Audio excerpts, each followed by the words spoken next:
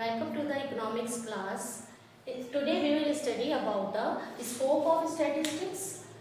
In this we will study about three contents: nature of statistics, subject matter of statistics, and limitations of statistics. First of all, we are studying about the nature of statistics. Some economists says that statistics is arts and some says it is science. So here question arises whether it is arts or science.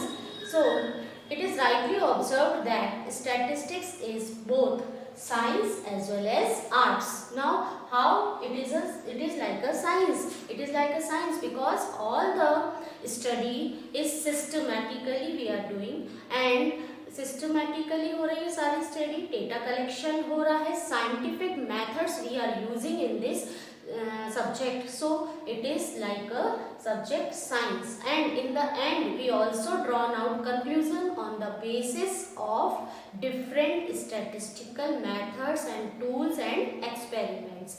जब हम ये सारी चीजें follow कर रहे हैं statistical study में, so it is like a subject of science. Next is it is arts. Yes, it is arts also. How? Because the problems, the issues that we are studying in the statistics are related to our real life.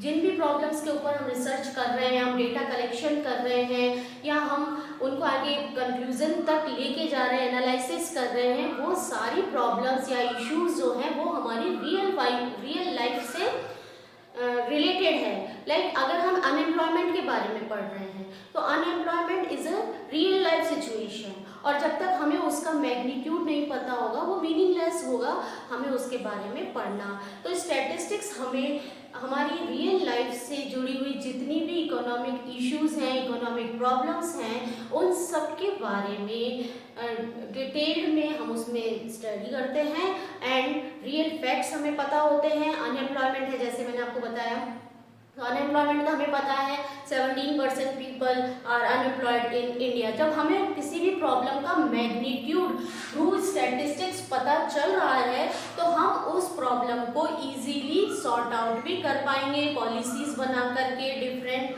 Methods use में लेकर के government different policies बनाएगी और उस problem को sort out कर पाएगी. So it is arts. Subject matter of statistics includes two basic components: descriptive statistics and inferential statistics. Now, in descriptive statistics, we include all those methods which are relative to collection of data, presentation of data, and analysis of data. Like we have collected the data, जो भी methods हम use में ले रहे हैं, हम data collection में use में ले रहे हैं, हम उनका एनालिसिस कर रहे हैं. Like we are finding out the tendency of central tendency of the data, like mean mode median find out कर रहे हैं या कोरिलेशन निकाल रहे हैं या रिग्रेशन निकाल रहे हैं. तो जो भी डेटा एनालिसिस में हम मेथड्स यूज में ले रहे हैं वो सारे methods like collection of data, analysis of data and presentation of data. Like presentation में हम क्या करते हैं, हम बार डायग्राम बना रहे हैं या हम टेबुलर फॉर्म में प्रेजेंट कर रहे हैं या पाई चार्ट्स बना के प्रेजेंट कर रहे हैं. तो इन तीन मेथड्स को, इन तीन स्टेजेस को जब हम फॉलो अप कर रहे हैं, analysis, collection and presentation of data, उसके लिए हम जो भी मेथड्स यूज में ले रहे हैं वो सारे मेथड्स डिस्क्रिप्टिव स्टैटिस्टिक्स में आते हैं. उन सबको मिलाकर हम डिस्क्रिप्टिव स्टैटिस्टिक्स कहते हैं. Second component is inferential statistics. In this we include all those methods which we are used for taken out the conclusion by using the sample method in the universe. Now here the term comes that is universe. सबसे पहले मैं आपको ये बताना चाह रही हूँ ये यूनिवर्स क्या होता है. इन स्टैटिस्टिक्स यूनिवर्स हमें क्या, हम सारे एग्रीगेट्स ऑफ आइटम्स जितने भी हैं जिनके ऊपर हमें रिसर्च करना है या हमें सर्वे करके डेटा कलेक्शन करना है उसको हम यूनिवर्स कहते हैं. Means aggregates of all the items. For example अगर मैं अपनी क्लास के बच्चों का, मान लीजिए मेरी क्लास में 50 स्टूडेंट्स हैं और मैं उनका एवरेज वेट मालूम करना चाह रही हूँ, तो एंटायर क्लास जो 50 स्टूडेंट्स हैं ऑल आर कॉल्ड यूनिवर्स। या मैं एक कॉलोनी का इन्वेस्टिगेशन करना चाहती हूँ, वहाँ पर मैं हर फैमिली से जाकर के उनका इनकम और एक्सपेंडिचर के डेटा कलेक्ट करना चाहती हूँ, और मान लीजिए वहाँ पे 1000 फैमिलीज लिव्स देगा, तो वो पूरे 1000 जो भी फैमिलीज हैं वो सारे लोग जो है वो यूनिवर्स कहलाएंगे। यूनिवर्स और पॉपुलेशन, तो यहाँ पर आपको कंफ्यूज होने की जरूरत नहीं है। यूनिवर्स या पॉपुलेशन हम स्टैटिस्टिक्स में एग्रीगेट्स ऑफ डेटा को कहते हैं। All the items of aggregates of data, जितने भी आइटम्स हैं, हम 1000 फैमिली का सर्वे करना चाहते हैं तो 1000 इज द यूनिवर्स और पॉपुलेशन। होल क्लास का मैं डेटा कलेक्ट करना चाहती हूँ तो पूरी क्लास में जितने भी स्टूडेंट्स हैं, 50 हैं, 80, 100 हैं, वो सारे मिला करके यूनिवर्स या पॉपुलेशन कहलाएंगे। अब इन्फ्रेंशियल स्टैटिस्टिक्स में हम क्या पढ़ते हैं? हम पढ़ते हैं वो सारे मेथड्स जो कि कंक्लूजन ड्रॉन आउट करने के लिए यूज में लिए जा रहे हैं। तो कंक्लूजन ड्रॉन आउट करने के लिए हम क्या कर रहे हैं? सैंपल निकाल रहे हैं।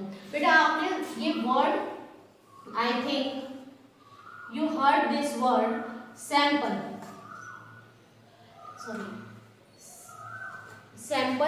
सैंपल मीन्स मान लीजिए मुझे 50 स्टूडेंट्स का डेटा कलेक्ट करना है क्लास में, और मैंने क्या किया, 5 स्टूडेंट्स को बुलाया और उनसे जो है उनको क्लास रिप्रेजेंटेटिव मान करके मैंने उनके डेटा कलेक्ट किए और एवरेज एस्टिमेटेड डेटा बता दिया कि इस क्लास में एवरेज हाइट इतनी है या एवरेज वेट इतना है। तो मैंने किस बेसिस पे किया? Sample collection. पूरी यूनिवर्स में से 5 स्टूडेंट्स मैंने एज ए रिप्रेजेंटेटिव बाहर निकाले और मैंने उनके डेटा लेकर के एस्टिमेटेड एवरेज डेटा बता दिए। तो इसी तरह से इन्फ्रेंशियल स्टैटिस्टिक्स में वो सारे मेथड्स आते हैं जिसको हम इसी तरह से कंक्लूजन देते हैं। कंक्लूजन फाइंड आउट करते हैं on the basis of sample method of the universe. Is this clear? So this is about the subject matter of statistics, descriptive and inferential statistics. Next, limitation and importance of statistics we will read in the next video.